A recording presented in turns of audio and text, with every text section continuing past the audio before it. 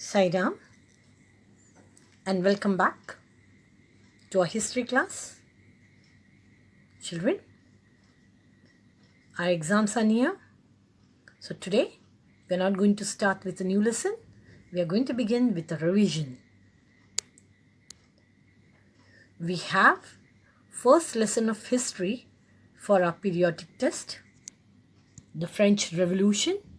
And today, we are going to revise this lesson and prepare ourselves for the exam. So to begin with, you know who is he?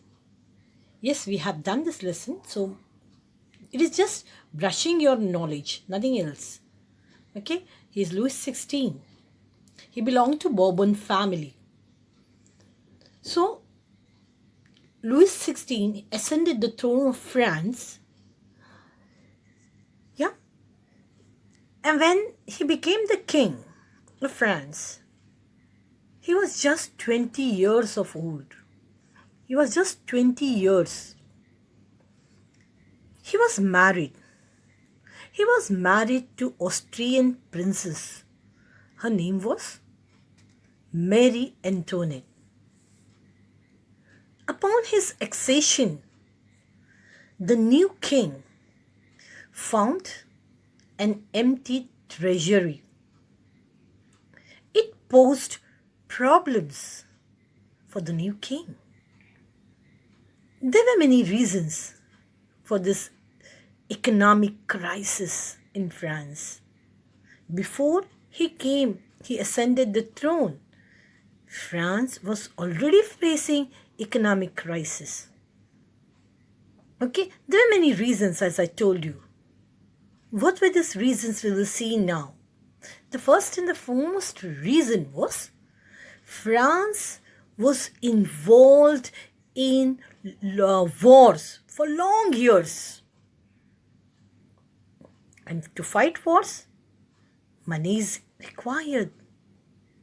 Yes, this was one of the reasons. The second reason was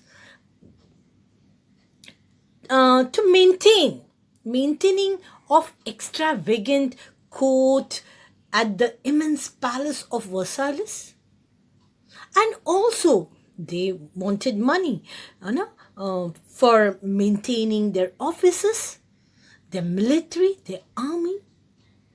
Now, what happened is, when Louis XVI came into power, France held 13 American colonies, to get freedom, to gain their independence from Britain.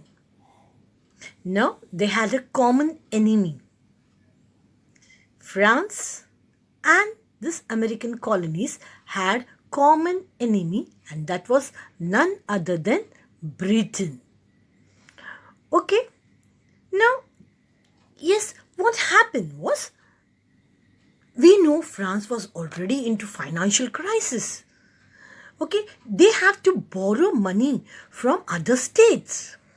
The states who gave them this credit now began to charge high interest.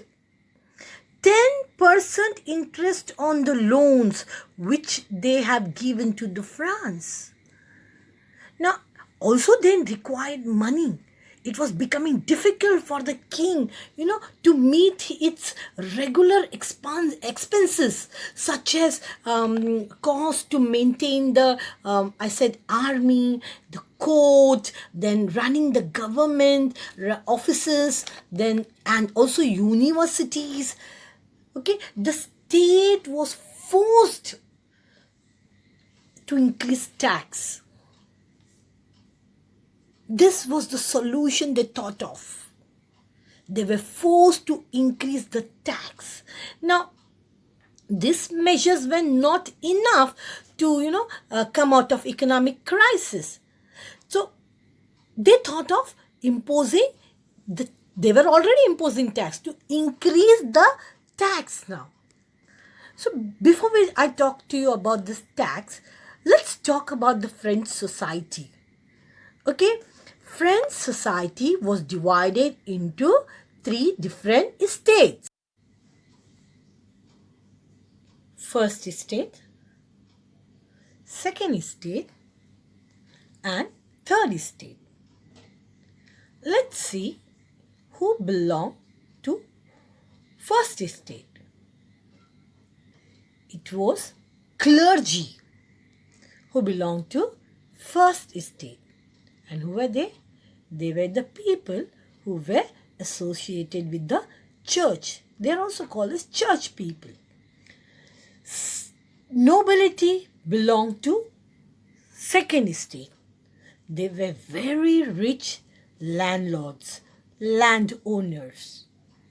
And third estate comprised of big businessmen, merchants, court officials, lawyers, and also peasants, artisans, small landlords. Then they also had landless laborers, servants. They all belong to this third estate. Okay, but only the members of the third estate paid tax. People who belong to third estate, they paid tax. Now, listen here. 90% of the French population, okay, they belong to third estate. And 10% were the first two estate. 10% of the population were the first two estate. Now, see, this 10% of the population owned 60% of the land. They were the rich people. They were the landlords. They were the wealthier people. These two societies, these two estates, the people of these two estates, they were very rich. 60% of the French land was owned by them. Rest 40% was owned by the landlords of the third estate. Okay, the members of the first two estates, that is the clergy and the nobles, they enjoyed all the privileges by birth. If a person born in a noble family, he enjoyed all the privileges. Okay, they lived a luxurious life. Okay, these people of the first two estates, they were exempted from paying tax to the state. That is, they did not pay any tax. They were rich, they were wealthy people, they were the landowners, they were the landlords, but they never paid tax to the state. In fact, these nobles, they enjoyed feudal privileges. This included feudal dues that was taken from the peasants. Even the church extracted taxes, and this tax was called as tithes. Yes, this tax comprised of 1/10 of agricultural produce. The peasants have to give whatever they have produced, 1/10 part of the produce to the church as a tax. It was called as tithe. Okay, there were also many direct tax that the third estate people had to pay.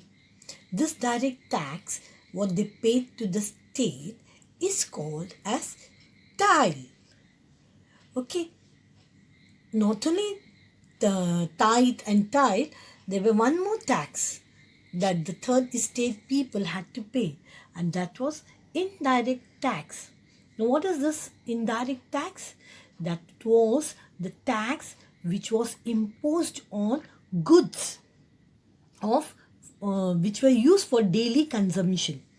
Okay, everyday use, like your tobacco, like salt, all these goods were taxed.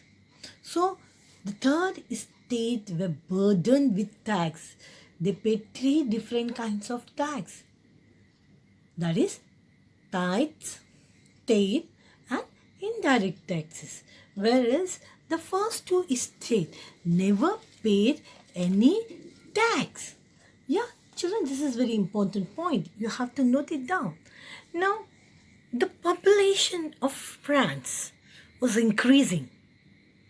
Okay, it was, from it was 23 million in 1715, it increased to 28 million in 1789. So the population was increasing. And what it resulted in? It resulted in increase in demand for food grains. But the production could not keep pace with this increasing demand. Okay, demand increased, but the production did not increase. So it resulted in shortage of food grain and in the market. And the bakers took advantage. There was a rise in the price of bread. Bread, which was the staple food of majority people in France. Okay, many workers who were paid fixed wages found it difficult to buy bread. Okay, they were finding it difficult to buy this bread because of the cost. Okay. Now, this resulted in big gap between the rich and the poor in France. The rich people, they became more rich, and the poor, they became very poor. So the gap widened. Now, in the past, many peasants and workers, they revolted. They were very angry with this taxes that were imposed, and more taxes, rise in taxes. They have to pay more tax to the state, and also the shortage of grains, shortage of bread. They're very angry, and they revolted against this increasing taxes and food scarcity. They wanted to bring about a change in the society, a change in the social and economic order. Now, this was left to those groups within the third estate who had become prosperous and were educated and also had new ideas. So they were the ones, who the people of third estate thought will bring about some change in the society. In 18th century, this 18th century witnessed emergence of this new social group. And this social group, this educated class, this prosperous educated class with new ideas, were now termed as middle class. Okay, they earned the wealth through trade. For trade, they had to go to other countries, so they got new ideas from there. Okay, through trade they earn wealth, and also from manufacturing goods like woolen and silk textiles. This group also included professions such as lawyers or administrative officials. They were educated, as I told you, and they believed that no group in the society should be privileged by birth. No group. Rather, a person's social position must depend on his, merits, not on birth. So they wanted to bring out these changes.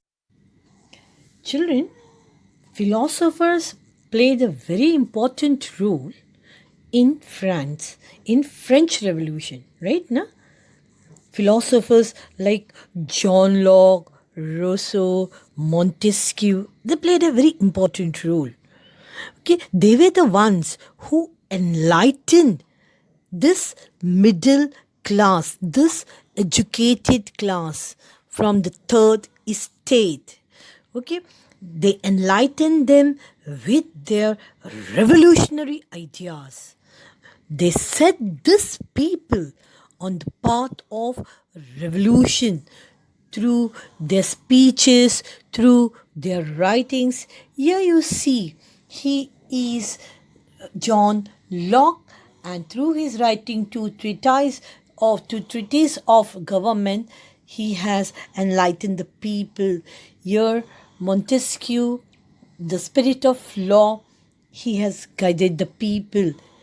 The social contract by Rousseau, these writings by this philosopher, these books were very famous, and this helped this French Revolution, the people of France.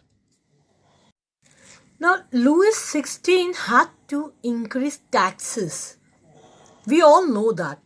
We all also know the reason why he wanted to increase these taxes. But children, he did not have the power. He wanted to, but he did not have the power to impose taxes according to his will alone. He couldn't do that. So he had to take help of Estates General. He called a meeting of Estates Generals wherein his proposal would be passed. Now, who are these Estate Generals?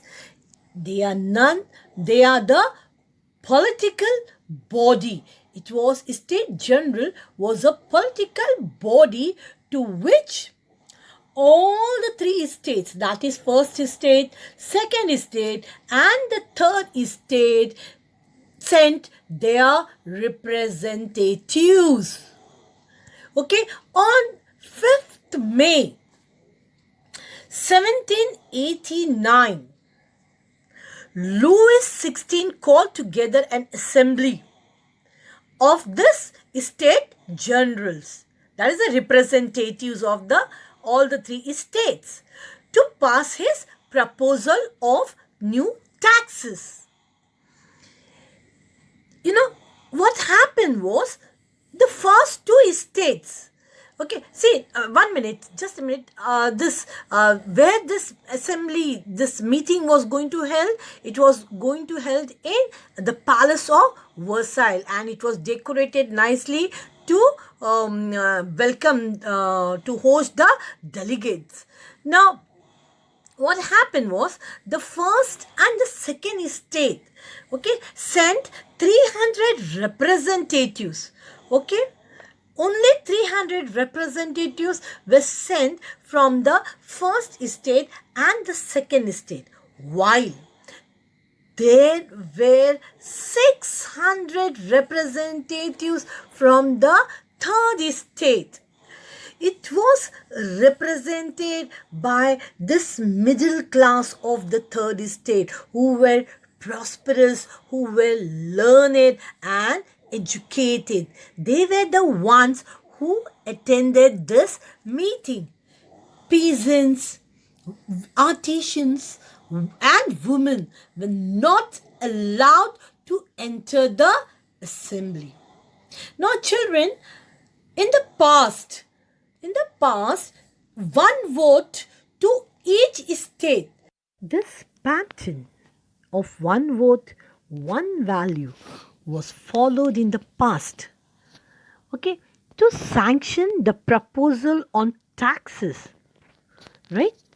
But this time, the educated members, the educated representatives of the third estate demanded the voting to be conducted by the assembly as a whole. That is, each and every member, each and every representative will have the right to cast their vote. That is 600 plus 300. That is altogether 900 votes. So each one will have the right to vote. This was one of the democratic principles put forward by Rousseau, okay, in his book The Social Contract. Now, the king rejected this demand of the educated class, of the third estate representatives. They were very angry and they just walked out of the assembly. These representatives of the third estate, they assembled in the hall of an indoor tennis court in the grounds of Versailles. That was on 28th June. There they declared themselves as National Assembly. They took an oath. They took an oath that they won't disperse till they draft a constitution for France. And this constitution would limit the powers of the monarch, of the king. And these people, these revolutionaries, they were led by two people who played a very important role at this point. One was Mirabeau and the other one was A.B. Sieyès. A.B. Sieyès. Now, they both led them, these revolutionaries. Mirabeau belonged to noble family, whereas Sieyès was originally a priest. He was a priest and he wrote a pamphlet, and this pamphlet was called What is the Third Estate? This pamphlet was written by Sieyès. Now both of them, they belong to the first estate and the second estate, but they supported these revolutionaries. They supported the people of this third estate. Even they were against the privileges enjoyed by the feudal lords. Let's once again see the different types of taxes the people of the third estate had to pay. Tithe, it was a tax that was imposed by the church, wherein the peasants have to pay 1/10 of the agricultural produce to the church. Tithe, this tax was to be paid directly to the state. Indirect tax, it was imposed on the articles that was used in everyday life by the people. I gave you the example of tobacco and salt. So, here we saw how the people, how the third estate was burdened with tax. They were the ones who paid all the tax. We will stop here in this session, in this class. We will continue with our revision in the next class. Till then, take care. Thank you.